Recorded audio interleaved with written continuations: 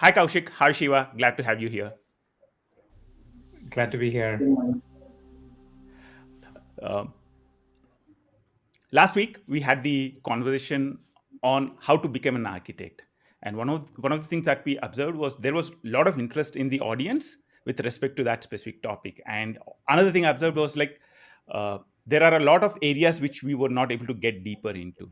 And that's why, as we like, that's why actually I had a conversation with Shiva, Kaushik, and we kind of now pivoted this entire series towards thinking from an architect perspective.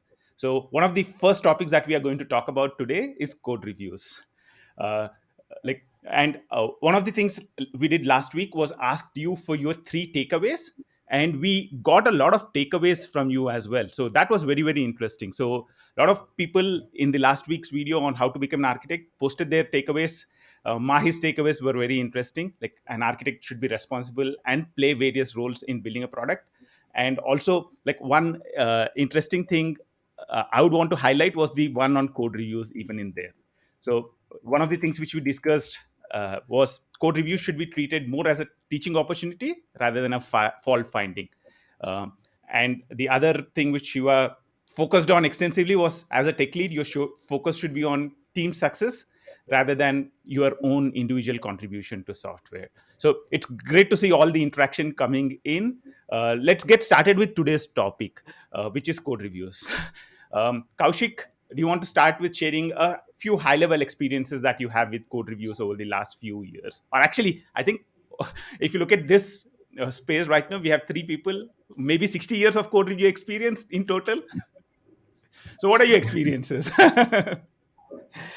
Well, out of those, my share of that number of years, a substantial portion at the beginning was just me receiving code reviews and trying to figure out why they're making the comments they're making. It was a bit of that. Absolutely.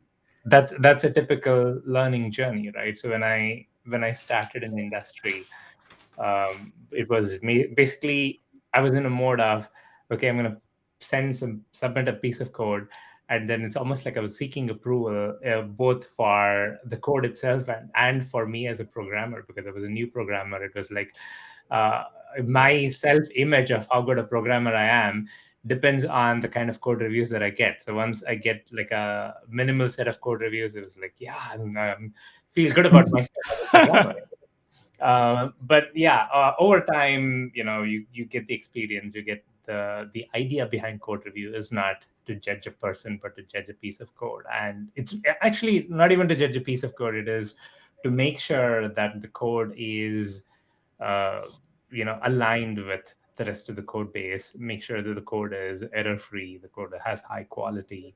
A lot of those are very subjective terms.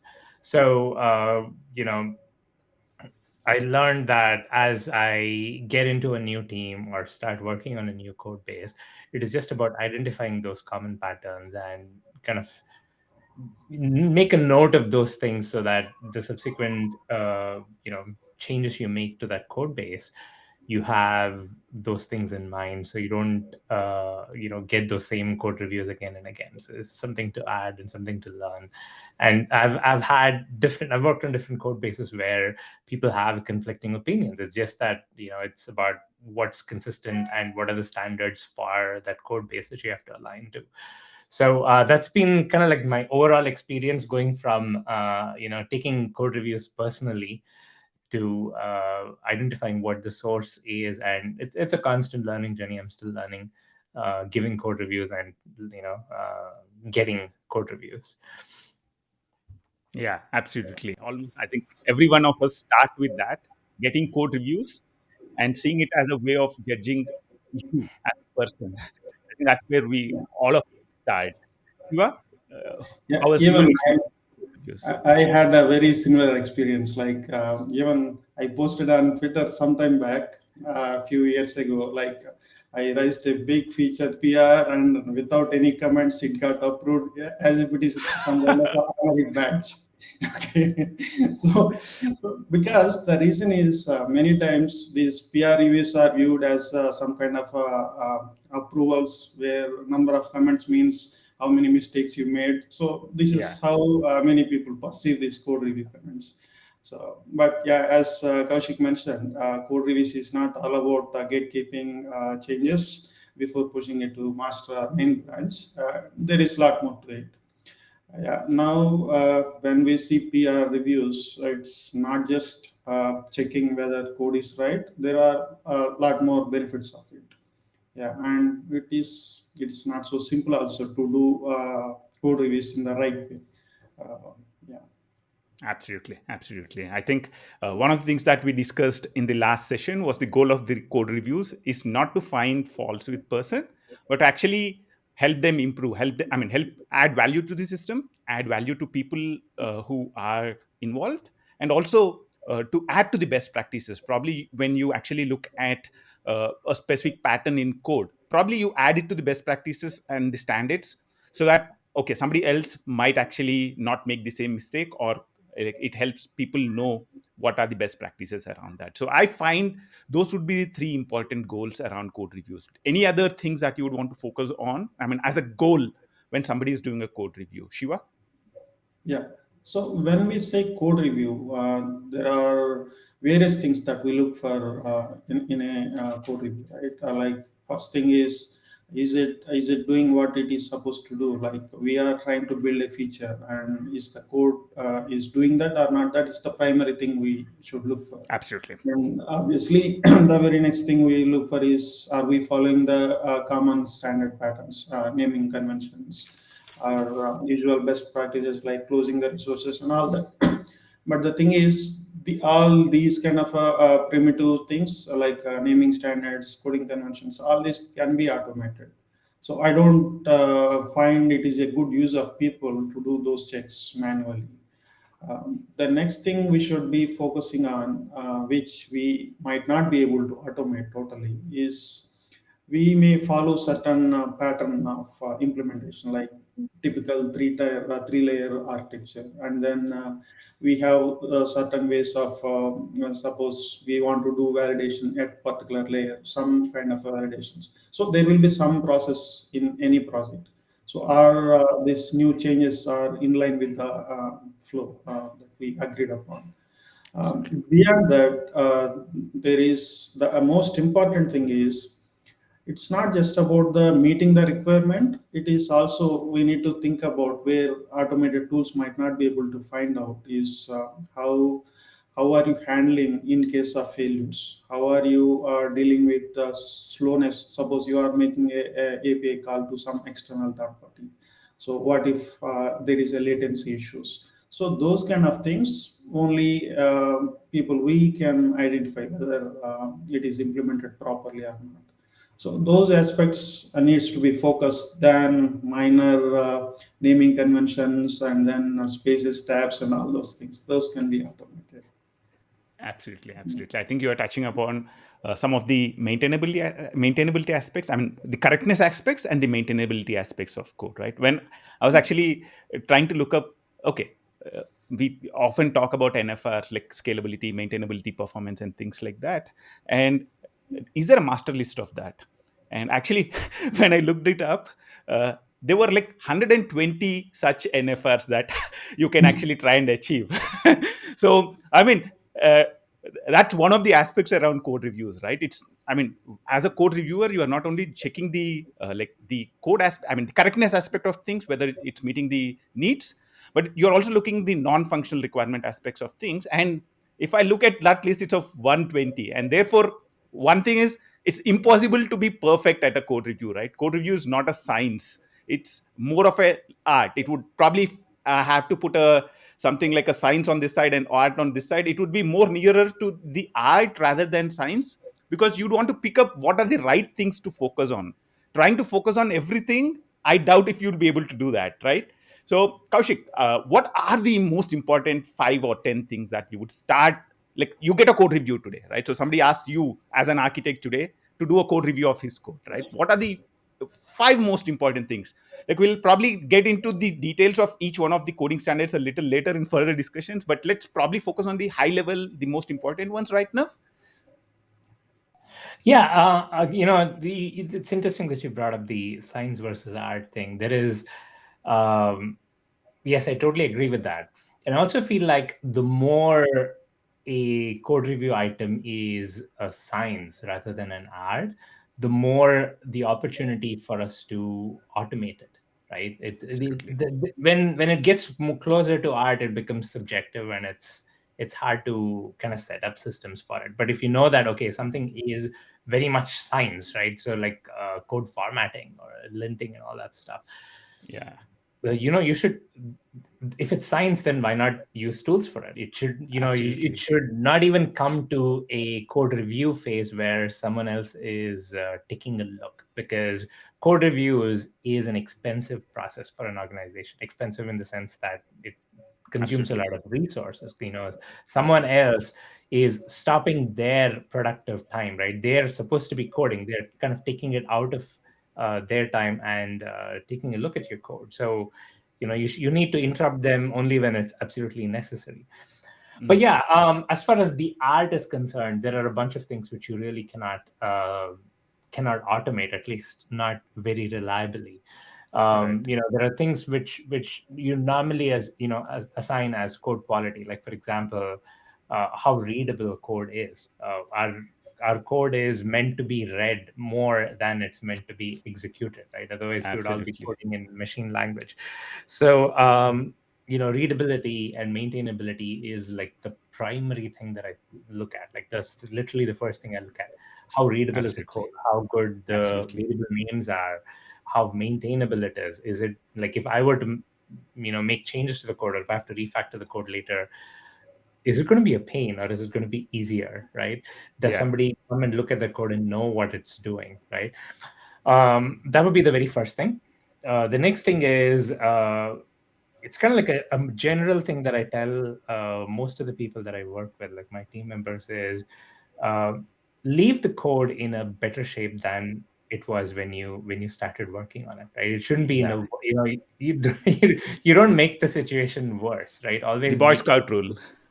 Exactly, exactly. So I would say, if there are other things, like you're making a change to this block of code, but right, the very line below there is something which can be fixed. Well, why don't you go ahead and fix those? So even though it's not technically in the scope of the code review, I would add a review comments there and say, hey, while you're there, why not clean that up as well? But yeah, Absolutely. readability, maintainability, and perhaps once those two are covered, I would look at something like, is it efficient, right? Have you done the right things to make, like, Absolutely. you want to get something done, you want the code to do something. Have you picked the best way you can to get it to do that thing? There are 10 different ways to meet your objective. uh, you know is there any optimization that can be done there? So those are some initial things that I look at. I can go on and on, but I'm going to break there, and maybe Shiva, do you want to pitch in with what you would look at first? Yeah. Yeah. So same readability comes very first. Like no matter how smart you are, if you make it cryptic and where nobody else can understand, it is going to be very difficult for the entire team to make any further improvements on top of it. So readability is at most important that I look for.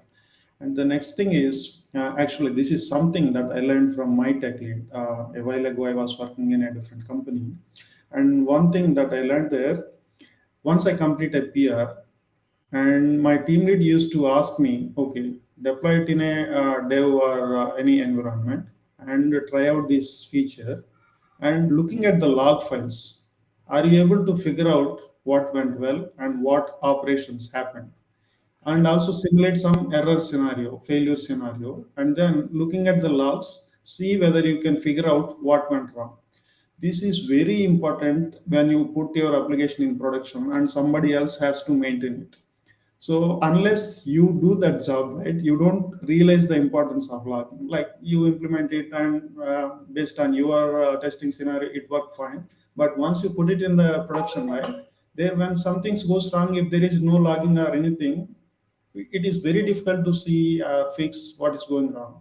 So that is one Absolutely. thing that I learned. Like I am very keen on that logging part. Okay. And Okay. yeah, Nice. and next thing is actually I try to consciously avoid this aesthetics part. Like usually people in Java, right? Somebody, if they use for loop, oh, change it to streams. Why? There are only 5 elements in this one. It's a, why do you need streams? So it can be a debate, like you can go on and on. But I try to consciously avoid those kind of aesthetic spots. People have different opinions, and it's waste of time discussing this. Awesome. Yeah, main readability, and then these days, right, no application is working in isolation. Most likely, it is going to talk to many other systems. Yeah. So I keenly notice: are you handling timeout kind of issues, Yeah. retries? These issues I look for. Awesome. Awesome. So I think one very, very important aspect was the Boy Scout rule, right? I feel actually a lot of times code quality is an attitude. It's not related to specific person in the team. It's attitude the entire team carries. And Boy Scout rule is a very, very good indication of how well people are trying to improve the code, right? If you don't improve the code, it would stagnate. And because probably a lot of things you would not know at the start, and you discover a lot of things over a period of time, and keeping working on them, and as you find things which you can work on, at least especially I think like what you focused on, Koushik, right? I'm doing some change very, very near to something which is already changing. There is not a lot of additional testing that is needed, right? So you just tag that thing, you keep improving things, because overall it's the attitude, right? It's like you are like at a high level. For me, code quality is more of an attitude. And I think one thing I think we are focusing a lot on is readability. And like we talked about efficiency, Shiva was talking about debuggability, and also we were talking about like kind of resilience, right? More like, okay, how do you handle failures, like if there's a timeout or things like that, how do you take care of that, right? So those are some of the, absolutely, I think those are some of the very, very important aspects that you would start on when we start with code reviews. Koushik, anything else that you would want to focus on right now? Yeah, one thing I wanted to add to what Siva mentioned about aesthetics and readability. Uh, this is something I've noticed with a lot of newcomers to the industry, right? Somebody who's like a fresh grad or someone. When they write code, they try to appear smart. Okay, so they try to kind of give a good impression to their seniors or whatever. So Absolutely. it's like the for loop versus streams, right? So when a simple for loop suffices, why do a stream? Well, it's basically to look like, okay, I know streams, I know all this stuff, so I have so many tools, or maybe they've just learned something new. They try to Yeah, show off. That's the exact opposite of what you would want to do in exactly. in a corporate environment, right? You want to keep things simple. Like if there is a simple approach, Absolutely. you should pick that rather than use a lot of other stuff which is unnecessary. So yeah, I definitely I've definitely noticed situations like that. So that's something to keep in mind as well. Go for the Yeah, simple it's all approach. about Yeah. it's all about KISS. Keep it really simple. I mean, I think that's a general rule. Probably we can even have a discussion on that topic separately. Absolutely, Kaushik.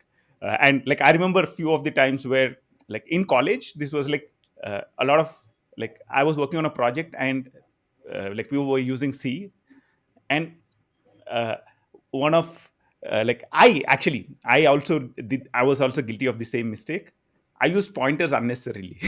So just to show that I know pointers, right? So it's like in the finally a project, just to show that you have experience with certain things, you try and put them in, and that's something which, yeah, is very, very important to really keep it simple. And it's not a place to show your knowledge, but what the system really needs. Absolutely. I think that's awesome, right? I think we touched upon like just pivoting towards automation, right? We touched upon automation a little bit. And I think today, I think we are in a better state with automation than uh, earlier. When I started coding, there were hardly any popular automation tools at all. But now, like I think with the standardization of Sonar, like automation is pretty much standard across every project that you go to, right? So what are some of the best practices with respect to automation? Like what are the when you should do automation, or how do you use the results from automation in your code reviews? So what are the aspects that you want to touch upon there? Shiva, do you want to start? Sure, sure.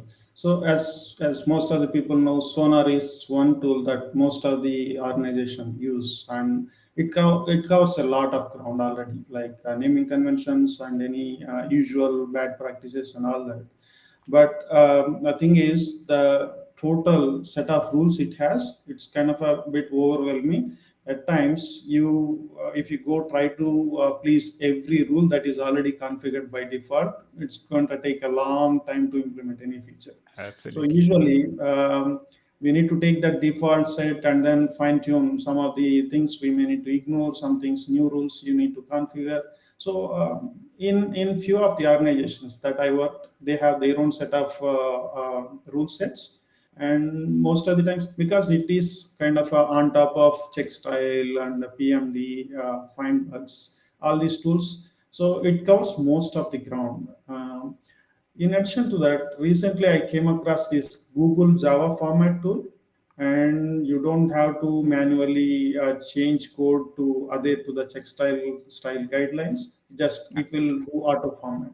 So recently I'm relying upon those tools as well. Mm, yeah. Um, and for security, right, that is, there are kind of plugins like you need to check Yeah. OAuth plugin, things like that.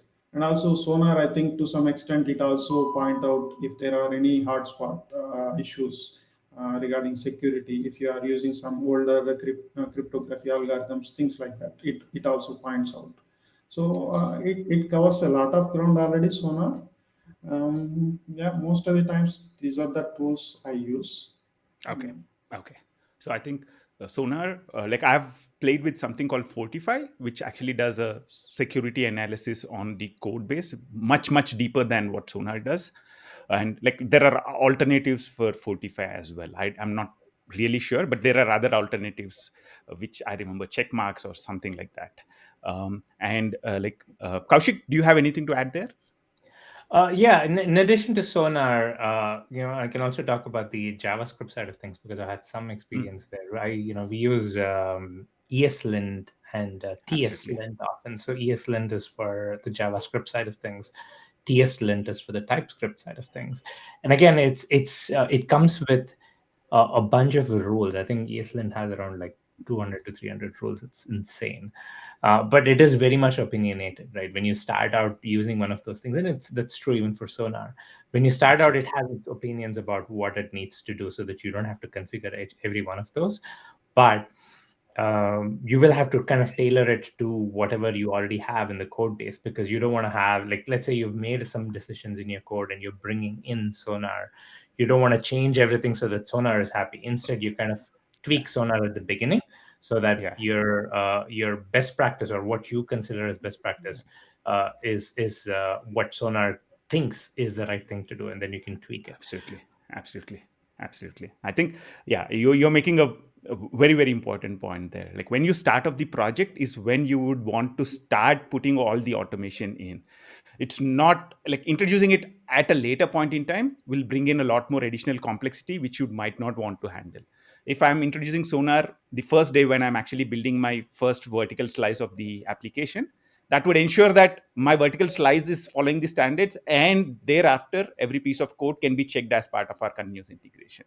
But bringing in like at a later point in time would add a lot of complexity. And I think another point you touched upon was customizing the rules, right? So that's also absolutely, I think that's One thing very very. I like to add, these days I'm using IntelliJ. If you notice, IntelliJ inspections itself, even before committing to Git or then firing up a Sonar, IntelliJ itself has a lot of inspections, and by default it highlights if The you are IDE. doing anything wrong. So I see most of the things are already fixed at the IDE if you properly listen to it. It Absolutely. does really wonderful job of showing what you are doing wrong already while you type. Absolutely, absolutely. I think so. Making sure that your IDE formatting settings are exactly in sync with whatever are the rules configured in your static analysis. That would ensure that you would not have any violations because of that. And it's like a lot of these. I mean, these days I think most of the IDEs are good at formatting, and you can even configure how you'd want to format. So having that set, I guess, is kind of a no-brainer nowadays with the kind of automation that is possible. Awesome, awesome. Yeah, and I also want to say That's cool. that yes, it is hard to add these tools to an existing project, but it's still as they say, better late than never, right? So Absolutely. I remember this quote about planting a tree. The best time to plant a tree was 20 years ago. The second Yeah. best time to plant a tree is now. So Yeah. I think that applies to these kind of automations as well. Yeah. It's a good way to, like, let's say, this is to address to all the listeners. If you are working on a code base where you don't have these systems in place, this is a good way to create that impact and get No. bonus points from your manager or from your tech lead, whatever. Absolutely. Consider adding it, and because it's like, the further you delay, the worse it's going to be. So it's worth Yeah. adding. You can always tweak Sonar or whatever tool you're using to make it fit to the code base, and maybe highlight some violations that you can immediately see that. So it's a very high impact effort to do on any code base. So I would encourage people to at least consider trying that out. Absolutely. Absolutely. I think Kaushik, I was working on a code base which this project had like a million lines of code, and we were getting into we were taking it out for maintenance. And yeah, we wanted to ensure that there are no new violations that come in with respect to Sonar and things like that, and we put a lot of effort into customizing the rules for that. We went even to the extent of actually writing a specific tool to compare the violations list yesterday versus today, and find out, because there are old set of two rules which we want to maintain, but for the new code which we write, we wanted to have a different set of rules. So we wanted to ensure that there are no new violations with respect to the new rules. So we had I was working as part of a 4-member team which was just focused on automating this part of things. So we had like a million lines of code, so it was a big project, and it was a very very interesting exercise. uh, I think, yeah, trying to automate as many things as possible is very very important. And yeah, and using the automation results in the right way is also very very important, right? One of the things which I see is like a lot of people just look at the Sonar, it's good, and that means the project is good. But I guess in my experience, I did not think, like a lot of times I worked with projects where there were no static analysis violations, but when you dig in deeper, that's where readability and things come into picture, right? So yeah, automation is just a starting point but not the end, and that's where all the discussion that we have over here. Yeah, not only having those static checks in place is good, you need to start as early as possible, because Yeah. in many organizations, what I noticed is nobody talks about these quality checks until the very last moment, and just before a week or a couple of days before going to the production, your boss may Exactly. come and then say, we have a quality gateway where if you pass only without violations and then 80% of the code coverage, then only we are eligible to put application into production. Then all of a sudden it comes onto your plate, and then you need to do it in a hurry way. So better to start as early as you can. Yeah, that's another important point, right? You need some kind of a gate that, and it's not enough to just add Sonar. It's going to keep reporting errors if you ignore it. Well, like, then nobody gains anything. You need some kind of a bar that needs to be cleared in your code. So one way to do it, and I've seen this happen a few times, like say there is a large code base and they don't have anything, you can at least introduce Sonar so that you get the errors reported, but you still allow things to go through the CI/CD pipeline and gradually ramp down the threshold, right? And this Right. applies for a lot of other things like test coverage as well, right? You want to introduce some kind of a test coverage road bump. You bring this in, start reporting, and then encourage the team to improve test coverage, reduce these errors, and then gradually dial it down so that once it's reduced, it doesn't go back up. So that's one strategy for it. But you need that check.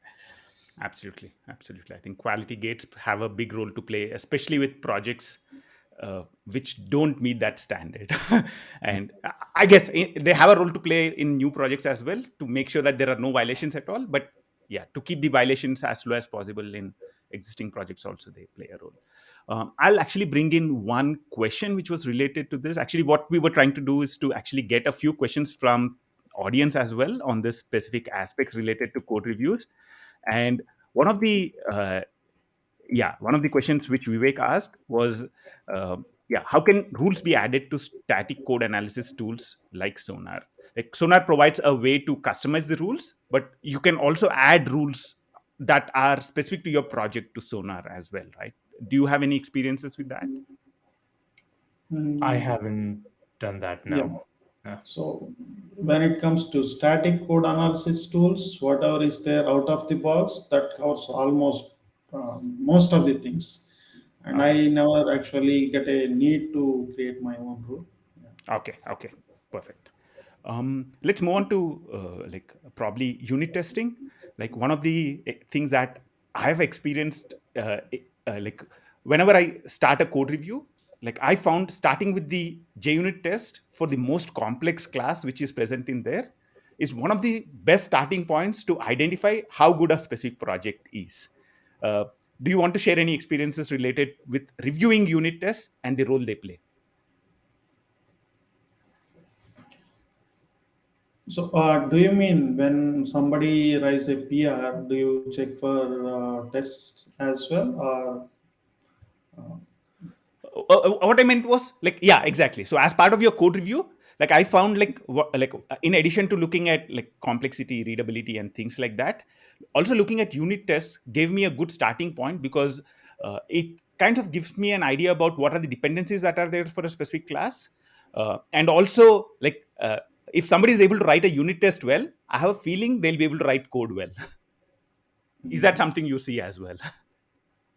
yeah, usually when I get a PR to review, and if I have at least a vague idea about what this PR is about, one Hmm. thing is when I look at the tests and if they are properly named, I should get a gist of what this PR about and what kind of a scenarios this feature includes. Yeah. So yeah, that is a very good way to reason about the code. So the naming conventions and the number of cases that you cover for your feature, that tells what are all the scenarios you have already covered. And based on Absolutely. your understanding of the feature, you may identify, okay, so and so scenarios are missing from this. Uh, yeah, tests are kind of that's a easy way to get to know and get a feel of the code base. For example, sometimes we may get a existing project that we need to work on. Yeah. Usually what we Absolutely. do, we try to find a set of unit tests and try to run and see is it working or not. And Exactly. uh, another great benefit that I noticed in many projects, when there is a bug, some QA person informed you, okay, this so and so scenario is not working. If you have a test case, it's very easy to reproduce rather than deploying the whole application and then trying to simulate it. So yeah, even in one of my previous organization, there is a not only unit test, they call it as a flow test. That means a user tries to do activity one, two, three, four, and after at the fourth step, they may encounter some issue. So we have this kind of a flow test. Then it is very easy to reproduce and then fix the issues. Yeah, yeah, Absolutely. looking at the tests is a very important part of code review. Awesome. Kaushik, do you want to add anything there? Yeah, no, I agree with like I do that sometimes when I don't understand what the code is doing. I look at the test to see what are the what is the usage patterns, what are they trying to do, Yeah. and sometimes it helps. But when I do know what the code is doing, I review from the code onwards and Okay. then go to the unit test. And what I'm going to be looking for the unit test then is, have they tested all the cases that they should be testing? So Hmm. that's how I approach unit tests. Like it's more like when I'm not sure, I look at it Okay. as a reference. But when I am sure, I review the unit test at the end and make sure they have covered all the cases. Okay. Okay. And like Shiva said, actually, that's one uh, a little earlier in my career, I was actually like starting with a lot of maintenance projects. And one of the best ways I found with maintenance projects to get an understanding of the project itself is to identify the complex classes. Like look at the static analysis, identify the complex classes which are present in there. And in case there are unit tests, right? So I'm talking about little earlier. So a lot of these projects don't even have unit tests. But in case there are unit tests, I found actually when I look at the unit test, it gives you an overview of the dependencies which are present for a specific class. And like, because you have to mock them out, you to be able to write a unit test, you have to mock a lot of classes out. And the more complex the setup for a unit test is, the more complex the specific class is, and it kinds of gives me an indication as to the complexity of specific thing. But but I think it's like, if I'm probably doing a new code review, it's a code review on something which I'm usually working on day in day out, probably that's a different thing altogether. Absolutely, I think that's awesome. Let's probably like touch upon a little bit around the practices part of it, right? So we talk about committing early, right? We want to be able to get feedback early, and also the process of raising the pull request. Do you want to share any experiences related to that? Kaushik, shall we start with you? Yeah, but I usually recommend people to have smaller, more manageable pull requests, Yeah. because the longer it is, the harder it is for a reviewer to review it. Also, what I've noticed is, sorry, give me a second here. Yeah, what I've noticed is, when you have a long PR, the relative importance of each item or each line in the PR reduces the longer the PR is, right? So, for example, I'm making a small change. It has affected around 3 lines of code.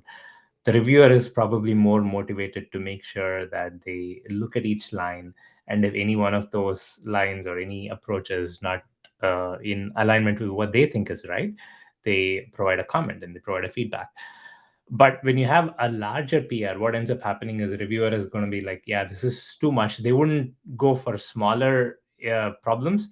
They would try and tackle more important problems there. So smaller problems get left behind.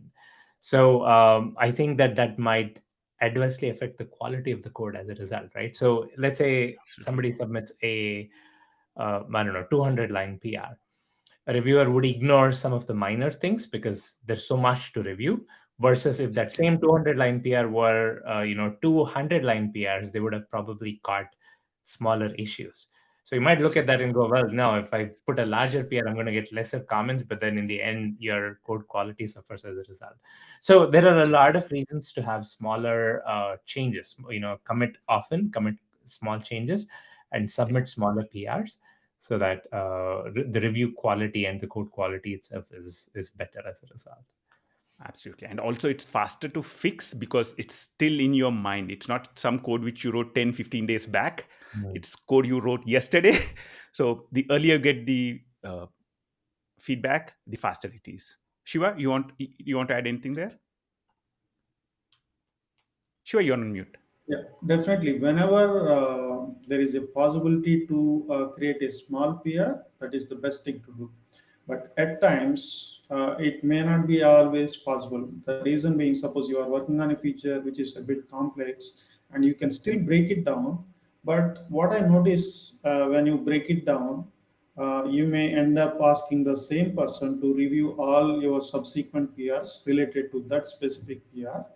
Or if different people are reviewing that code, they may not have a overview of complete implementation. Sometimes it Hmm. is, so they may have to keep in mind that the first PR what is covered, and the second PR.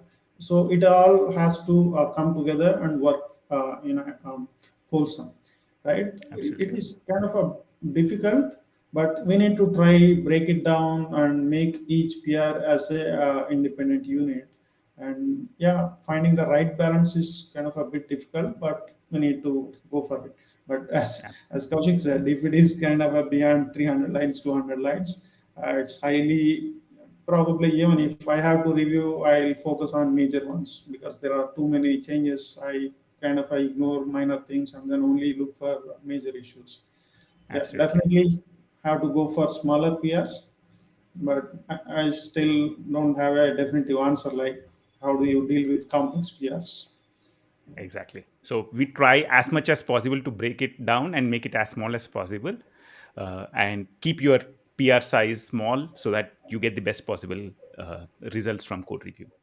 Awesome. One In thing that I fact, like to leverage for breaking down large implementations, and this is again depends. Some people like it, some people don't like it.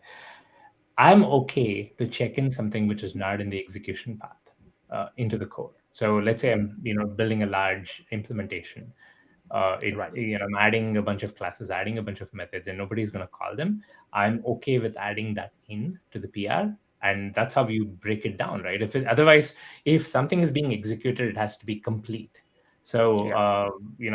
just add incrementally and let it sit in the code base, even if nobody is using it. Um, Absolutely. that's one way to break it down. If you cannot break it down at all and it has to be in the execution path, uh, another thing that's worked well for me is feature flags. So let's say there's an existing Feature flags. implementation and you're creating a new implementation. Rather Mm, than wait for the whole implementation to be ready, just put a feature absolutely. flag in there and say it can even be like a hard coded flag, which is like, if true, do the current path, else do this one. Like however you want to do it, right? So Yeah. find some way of adding code incrementally without doing this big implementation, because it's never going to work. And it's okay if you have to refactor later. Another thing that my junior developers have told me in the past is like, I don't want to check this in now because I might do like 3 classes down the line. I might say, hey, I'm changing this approach. That's totally fine. Like I wouldn't mind. But again, there might be some people who don't like that. It's like, hey, I reviewed this. Now you're making me review it again. So make sure you get a feel for what your tech lead expects and what your team expects. But Mm, I think this is a good approach for teams to have. If you are a tech lead, try and implement this in your team so that people can submit PRs often, even if yeah. they might have to refactor it later. It's an incremental way of approaching it is always better than like a big bang approach for a feature. Absolutely. Absolutely. I think it So starts with for breaking down the. Yeah. Shiva, go on, please. Yeah, for such complex PRs, I prefer to go with a different approach than somebody who is implementing it and then giving it for a review to another person. The best thing would be to do a pair programming. If it is complex and you definitely need another pair of eyes to check, best thing would be to go for a pair programming.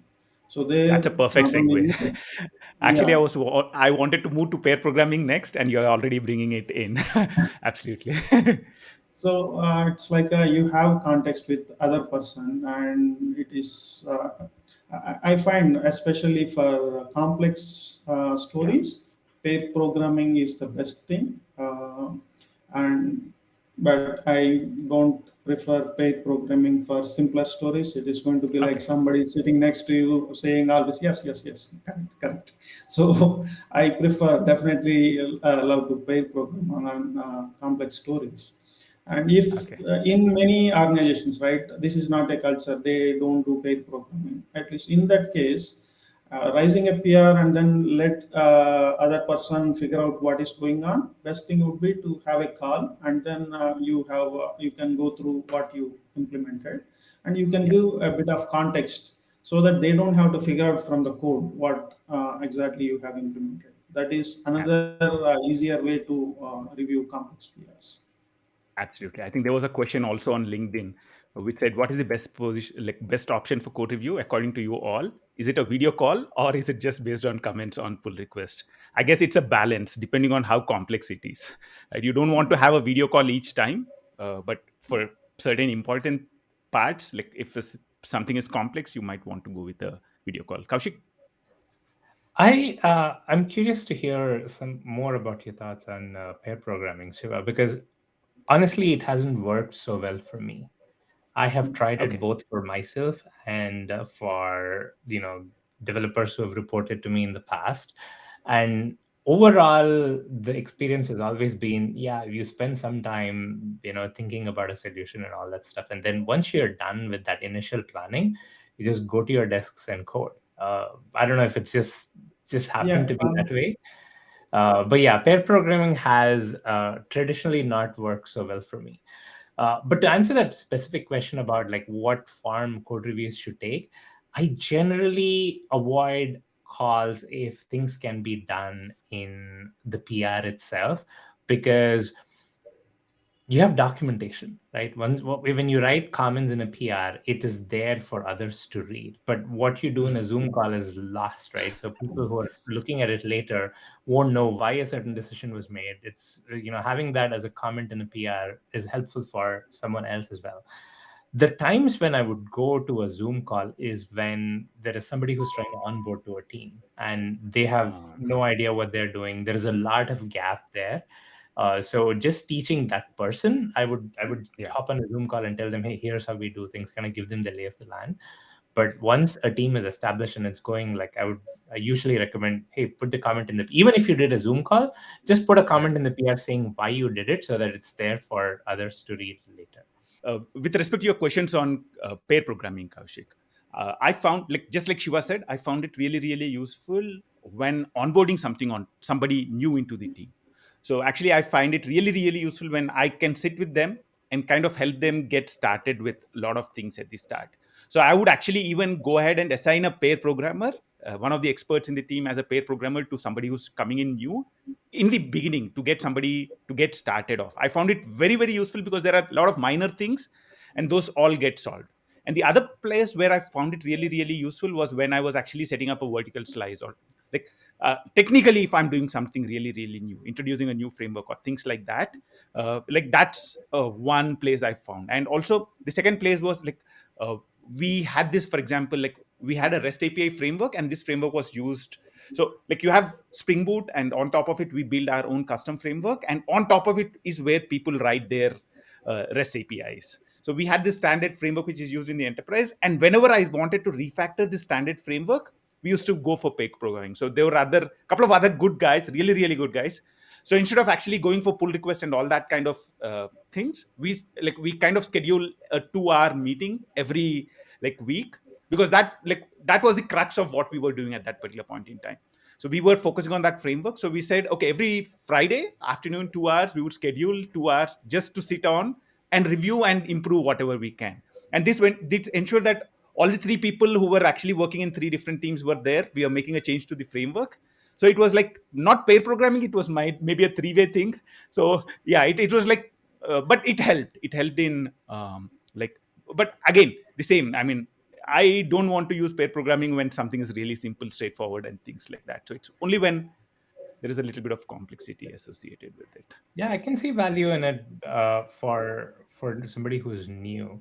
But then when somebody is kind of used to the code base, even if it's a complex application, like a complex implementation, Mm. what has worked in the past for me is just having them in design discussions, right? How would you approach the Absolutely. design? So that's something done collaboratively. But Yeah, once that is done, the programming part was usually a solitary activity. So absolutely. I Yeah. don't know. Maybe I should try it more. It Yeah. has No, not been actually, fast. actually, when I said paid programming, I am just referring to what you just said. It is not about, okay, driver, navigator, and all that. It's like you are working on a complex piece of story. You sit with some person, you put your thoughts. Okay, this is what I'm thinking about implementation, and the other person can share their thoughts. Okay, you are missing that feature, or you are missing in this scenario. So we can have a more of a conversation and then come up with some agreed upon approach, and then, as you Yeah. said, just go ahead and then implement. Okay. Because Okay. yeah, I have my ID set up and I'm comfortable doing this, so all that comes into picture, right? Yeah. So it People need hate not it be. when they're coding and somebody else is watching them behind their back. Like, yeah, Yeah, they're usually not comfortable with that. yeah, Yeah. And especially when you are not that good with typing and all, you do like this, and somebody watching you is not so good. They end up making more mistakes. Yeah, I don't know if you guys heard about this guy called JB Rainsberger. Like, yeah, I know. there is a software craftsmanship thing, and like JB Rainsberger is part of it. Actually, I did pair programming with him. So like this was like pretty early in my career. So I actually was exploring, okay, what are the things to learn and things like that. And actually, I traveled 300 miles on a Saturday to be at a session where I got a chance to pair program with him. Like I think there is a regular session which happens, like they do these kind of sessions very often. Like it happens in most of the major cities in India as well nowadays. They have these, like I don't remember what the problem was. They take a problem and kind of try and attack that problem in with two people who don't even know each other. And like it was very, very interesting. It kind of also shifts how you think about code a lot of times. Yeah, that was an interesting experience actually, but I would not do that again. I think at that particular point in time maybe, but yeah. Okay, I guess we touched upon a lot of different aspects related to code reviews. Shiva and Kaushik, any other things that you would want to discuss about? Yeah, actually, many times I benefit from code reviews, not as a reviewer. When I submit my PR and somebody else reviewed, usually in few scenarios they suggest, especially when I first started using Kotlin, right? So literally I was writing Java in Kotlin, no Mm, Kotlin, nothing, it's simply Java I'm writing in Kotlin. So they absolutely. used to say, okay, this is how used in Java, but in Kotlin there is a better way. So they give comments saying that, okay, this is how the much simpler way you can do it in Kotlin. So that's how I get to know, okay, this is, there is a better way of doing it. Yeah, And a lot of times when we seek feedback, typically people start thinking, okay, so now I need to tell what faults there in the code. It need not be false. At times you find some good piece of code you haven't thought about, and then you can even appreciate it. In one of companies, right, I like that place so much, because when somebody look at some piece of code where you wrote some beautiful logic, they really appreciate, they call out, okay, I never know this technique, and they really appreciate. It need not be always like, oh, this is wrong and this is missing. yeah, It can be a appreciative task as well. absolutely, Yeah. absolutely. So And a code, lot of times we get to know few libraries we never knew about. For example, a lot of times we work with in a asynchronous business logic, right? So through code reviews only, I get to know a library called Vitality, where it is best suited for testing these kind of asynchronous implementation. So you can learn a lot from code reviews. It is not always finding faults. yeah, It's a kind of a very learning experience as well. absolutely, absolutely. Code quality, like code reviews, can also be looked at as a place to find good things that are happening. Yeah, you can appreciate. So You can appreciate your coworkers. It need not be absolutely, always finding faults. no, absolutely. Yeah, I love that. Kaushik, do you want to add anything there? No, that's a very good point. I sometimes do that, but I think I should do more. It's always a good thing. So they talk about the feedback sandwich, right? So you have a good feedback, a bad feedback, and another good feedback. So in general, when Ah, you're giving feedback to someone, you start out with absolutely. something good about what they're doing, Yeah, then tell them what the scope of improvement is, and then again wrap it up with something good. They call it the feedback sandwich. Yeah, yeah, I do that as well. Like I think I call out good stuff that people do, but it's like it's helpful to balance it out and then provide good feedback once in a while. It's like, hey, you did something good. We talked about absolutely. the Boy Scout thing, right? So when somebody does take an initiative and do stuff that makes the code better, Mm. it should be appreciated and celebrated. So a code review is a good place to do that anyway. So yeah. Absolutely, absolutely. I think there are a lot of other aspects on code reviews that we would need to touch upon, right? So we can go deep into coding standards. We can go deep into some of the NFRs. Probably we'll do that in subsequent series videos. But the idea was to get a high level overview around code reviews. I think it's a perfect place to end. I think looking at code reviews as a way to like also not just to find faults, but also to see it as an opportunity to actually to find good things which are happening and appreciate like certain things that are done well. I think that's a perfect thing. And also like getting, like Kaushik was touching upon a specific detail, right?